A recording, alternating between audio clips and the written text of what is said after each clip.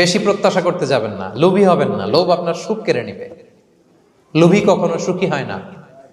লোভীর pocket কখনো ভরে না, যতদিন এটা ভরবে না। লোভী হব আমরা না, অতিরিক্ত প্রত্যাশা করব না, অল্প প্রত্যাশা করবো। I am not talking about the goal. Goal should be bigger and higher, but I am talking about expectation.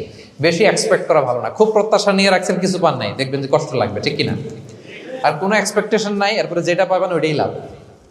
যেটা পাবেন ওইটাতেই ভাল লাগে, সুখ লাগে। এই জন্য এক্সপেকটেশন যেন বড় না হয়, বেশি খাই যেন না করি। হ্যাঁ, কালকে কি খাবো, পরশু, আগামী সপ্তাহে আমার মেয়ের কি হবে, ছেলের কি হবে, ওদের ভবিষ্যৎ, গাড়ি বাড়ি নাই, এই যে অস্থির, এরকম আসলে নাই। আজকের জন্য বাঁচুন, আজকের জন্য বাঁচুন, কারণ আগামীকালের তো জন্মই হয়নি। আগামীকালের জন্ম হয়েছে, এটা কি আজকে না আগামীকাল? আজকে হ্যাপি হন, আজকের জন্য বাঁচেন, আজকের জন্য প্ল্যান করেন। আগামীকালের তো জন্মই হয় নাই। কালকে সকালে সানরাইজের পরেই না আগামীকালের জন্ম গ্রহণ হবে, ঠিক কিনা বলেন? তাহলে প্রত্যাশা কমান, হ্যাপি হবেন আপনি।